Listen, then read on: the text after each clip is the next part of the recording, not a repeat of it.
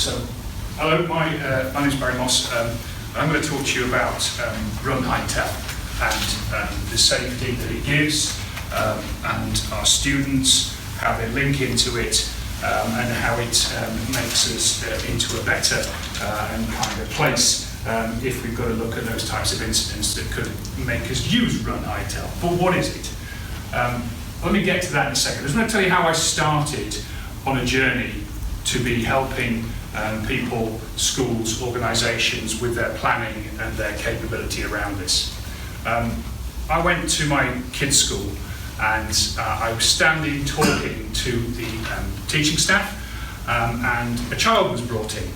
And the child had been found outside, it's a student school, and the child had been found outside and been brought in because it had hurt itself, the child had, it was a little boy, about 7 years old. He was brought into the school by one of the teaching staff, teaching assistant, was coming to work. And the teaching assistant said, I found the child outside, and really not sure why the child was on his own, but they'd fallen over and hurt himself. The boy's hurt himself. He was brought in. And then I thought nothing more of it, I'm talking to the teaching staff. And about 2 minutes later, after the child had gone into the school, an angry man came at the door, shouting at the school staff. And I thought, right, this isn't right. It's not the way you talk to people, is it? You need to have respect when you're talking to people. And he started shouting, and he wouldn't stop shouting. And all he would shout about is who brought his child into a school, and why was it the child taken away from him, and how is this going to reflect on him, and why is he going to get reported to social services? And that's all the narrative you could hear from him. And you could hear it, almost see it playing in his head, going round and round, that's what he was thinking. And he got that angry, I thought, this is going to go and it's going to end in violence. It's going to step across the line here.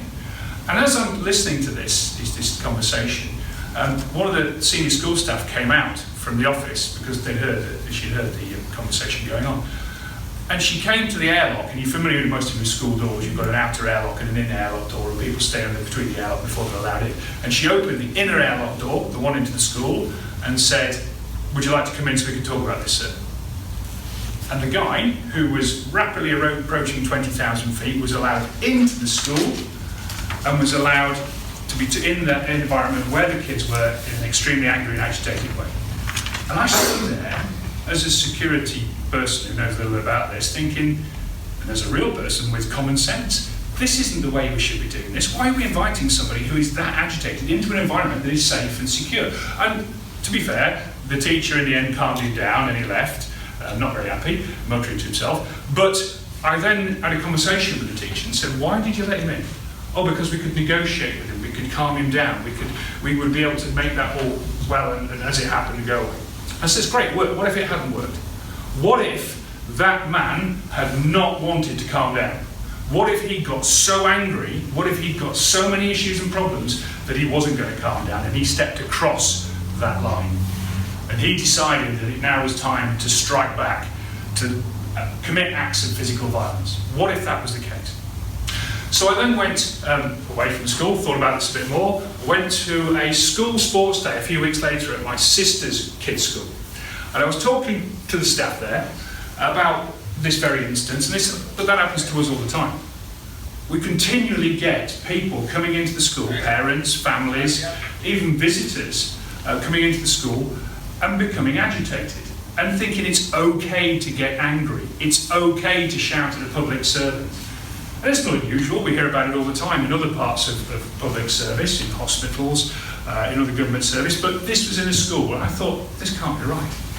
So I dug a little bit deeper.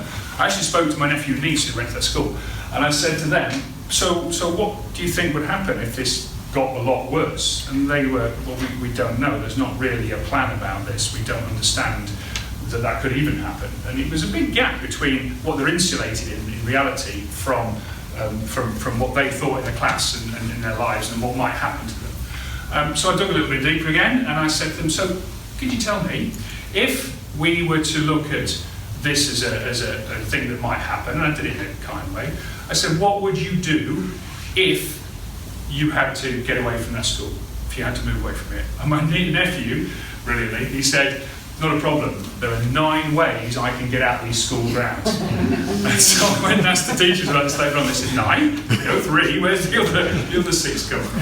And I thought, well actually, this isn't about big pieces of national guidance and doctrine, which I'm going to talk about in a moment.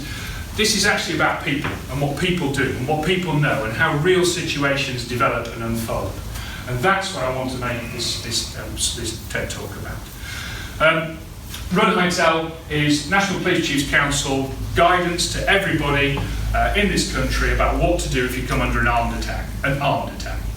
But obviously, the techniques around Run High Tell are familiar to anybody who's been under an act of violence, be it using a weapon or be it using their own body as a weapon in any case. So run is run away to a place of safety as best as you can. Hide is if you can't run, then hide. And then tell the police as soon as you can so they can come and help you. And that sounds great. And people who've looked at some of the attacks in the UK, they've done this, it's been filmed on TV, and it's actually happened, and that's great. But that's the advice that also rolls into schools. That's what's recommended for schools to do as well. And I'm sure most of the parents in this room would not be overly comfortable with the advice being given to the direction being given to their children in the school that I want you to run away and run them completely away outside of the school and get away from this happening. But then start thinking again, what's the choice here? This Run High Tell, if you think back to it, is actually flight or freeze.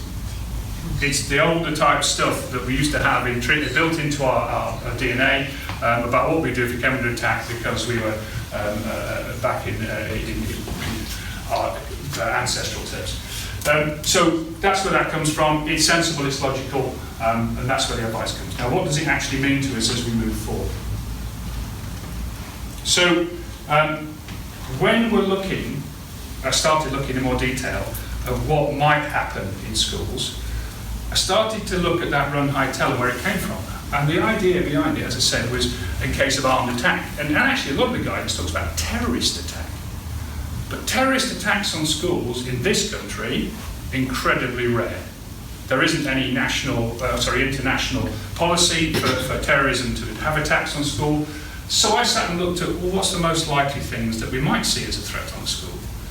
And I had quite a lot of conversations with teaching staff, with parents, and as I was going around having these conversations, it then dawned on me that most of the things that seem to be threatening to people in schools, to the staff or the children, are everyday, routine things.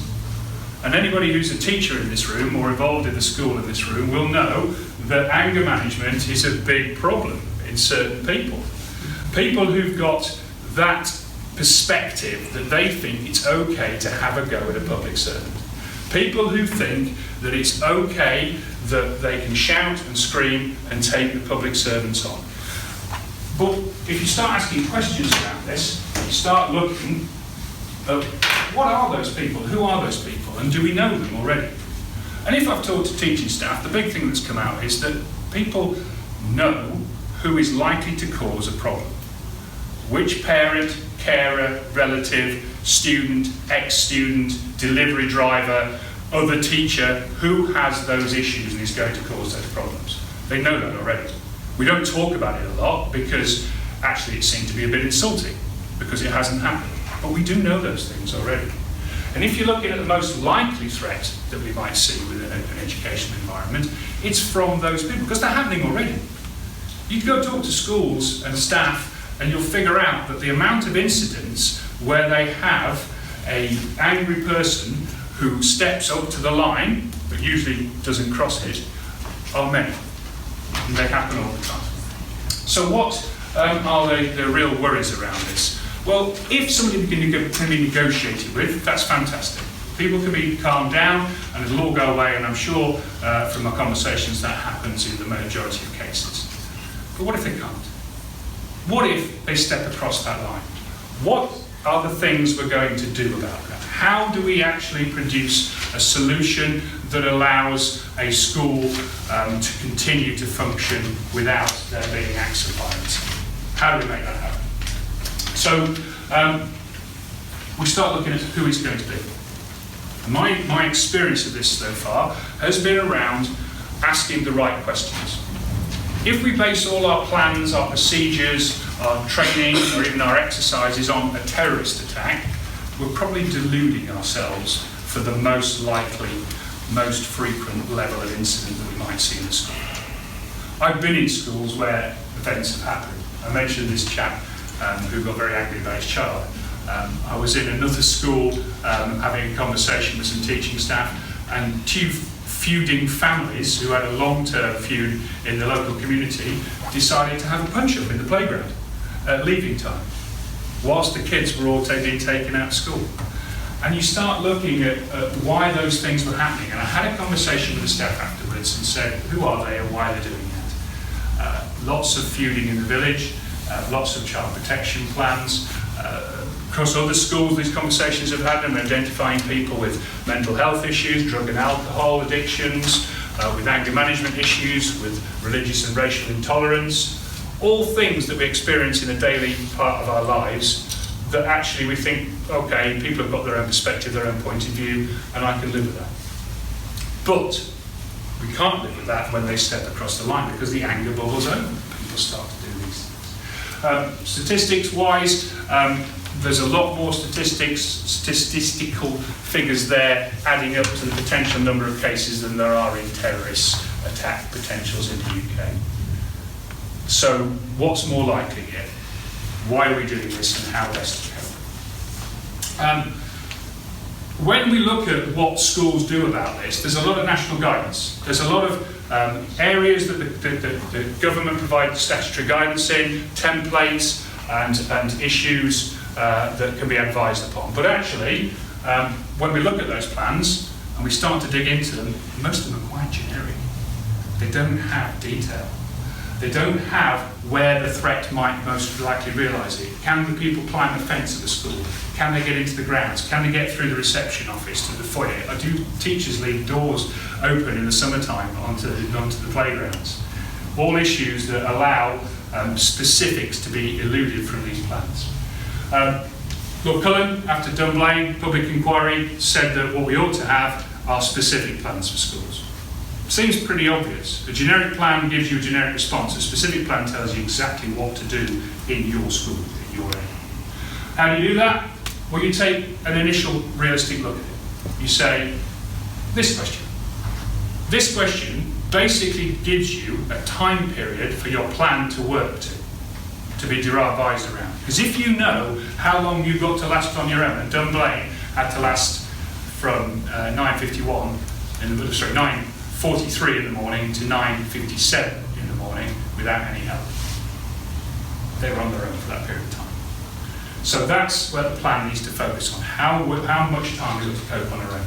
There are a whole bunch of questions we can ask when we're doing a planning process. We can work out what's going to happen, where people are going to come in, where they're going to need to go to, what equipment we would need, is the equipment we've got of the right type, and what do we do about specific instances involving specific students. Many questions we can ask in order to put together a decent plan.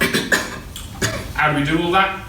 There's a very simple process, and this is the bit where I talked at the start about going around to the old way of fashion way of doing things, and something that we forgot in it originally, is that we think like a bad person to start with. We try and work out where our weaknesses are and what they're going to do to us if they're actually realised. We try and work out how we can stop that happening in the first place, and make sure that it doesn't happen. And if we can't do that, we have to improve our infrastructure. Schools now have many different security methods, procedures, and infrastructure in place, and they're great. But people stop problems, not equipment. And then we have a plan, and we train, and we exercise to achieve it. And schools these days are doing more lockdown drills, more evacuation drills, and making sure that people know what to do, going back to my original point about my sister's children when he's there. The last thing I just want to mention, really caught me out when I went through this process and I was helping the school. I was talking to them about what they did for a thing called evacuation, which is running into the school and hiding if a bad thing happening outside. I was talking to the school, and they said, oh, that happened to us. I said, wow, what's that?